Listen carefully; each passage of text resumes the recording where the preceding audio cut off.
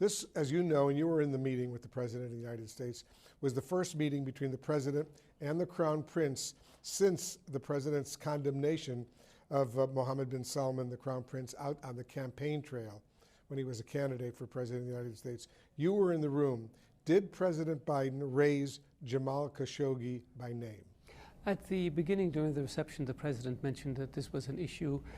He mentioned that he took Saudi Arabia's assurances at face value. His Royal Highness the Crown Prince explained to him that this was a tragedy for Saudi Arabia and that those who were responsible for it have been investigated and faced law and are now paying the price for the crime that was committed. And the conversation then moved on in terms of the official discussions. It discussed important issues in terms of revitalizing the relationship, in terms of energy security, in terms of renewable energy and the climate change, and moving forward in the future, the threat from Iran, in terms of counterterrorism, terror financing, in terms of the trade and investment relationship between the two countries, Yemen, the importance of stability and peace in the Middle East, technology, G5, G6, how the two countries can work in terms of exploration of outer space, and many, many other issues. So was it your impression, Minister, that President Biden accepted your explanation for the murder of Jamal Khashoggi?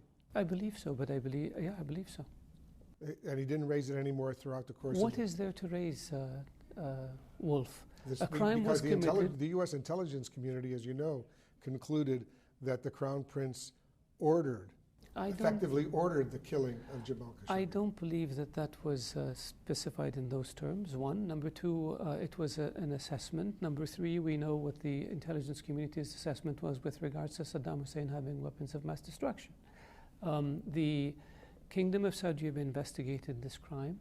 The Kingdom of Saudi Arabia held those responsible for it accountable, and they are paying the price of the crime they committed as we speak. We investigated, we punished, and we put in place procedures to ensure that this doesn't happen again. This is what countries do in situations like this. This is what the US did when the mistake of Abu Ghraib was committed. This is what the US does in other situations that involve combat operations or that involve any situation where somebody transgresses or makes a mistake. Because you know President Biden, as a candidate, certainly believed the US intelligence assessment. Wolf, you and I had a similar conversation with regards to what President Trump said when he was on the campaign trail. What happens, what people say on the campaign trail sometimes doesn't get reflected in terms of being in office because they have access to more intelligence, they have access to a fuller and broader picture when they do these things. And I think the relationship between our two countries is a very strong, strategic, important relationship for both countries, and we want to make sure that we take it forward to a higher and broader and deeper level. You may have heard that in an interview, Khashoggi's former fiancée said she wants President Biden to ask the Crown Prince where Khashoggi's body is. Can the Crown Prince answer that question? I haven't seen her question, and I don't know that we know where the body is, and we have had an investigation, and we published the results of this investigation when the public prosecutor issues the charges against the defendants. As you know, human rights groups extensively have documented what they claim to be Saudi Arabia's ongoing jailing of dissidents, repression of basic women's rights, mass executions, and more. Will the Crown Prince make specific commitments to President Biden and to the U.S., indeed to the world, on addressing these basic human rights issues? We take issue with the charges that are leveled against Saudi Arabia.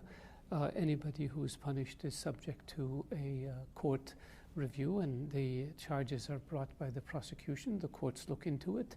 The defendants have the right to appeal before a decision becomes final, just like in the United States. Unfortunately, many of the charges for which people are being punished are not reflected by those who cast aspersions on the Kingdom of Saudi Arabia and its legal system.